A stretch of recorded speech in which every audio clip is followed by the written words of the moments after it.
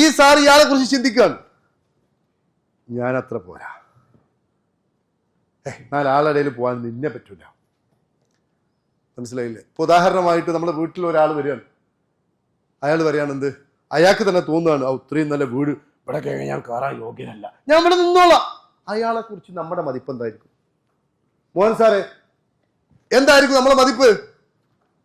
ഒന്ന് പറഞ്ഞ മാഡിയ ഫ്രണ്ട്സ്. അതായത് അയാൾക്ക് വില നൽകിയിട്ടില്ലെങ്കിൽ നമുക്കും അയാളോടുള്ള വില പോകുമോ ഇല്ലയോ? നേരം പോകൂലെന്ന്, നമുക്ക് പോകൂലെന്ന്.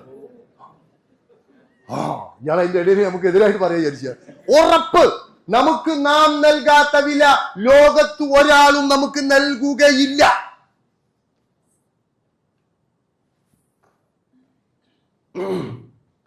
ഒരു ഇൻസൈഡൊക്കെ ആക്കി ടോപ്പായി ഓടി കാറിൽ വീണ്ടും മുമ്പിൽ ഇറങ്ങി. ഇവിടെ വന്നതിന് ശേഷം സാർ ഇവിടെ അല്ലേ? ഉണ്ടോ? കയറി ഇരുന്നു. സാർ ഇവിടെ ഇരുന്നോളൂ. പറഞ്ഞ സ്ഥലത്ത് തന്നെ ഇരുന്നു. അഹങ്കാരത്തോടു കൂടിയല്ല, സെൽഫ് റെസ്പെക്ട്. എനിക്കും ബഹുമാനം, ആർക്കും ബഹുമാനം.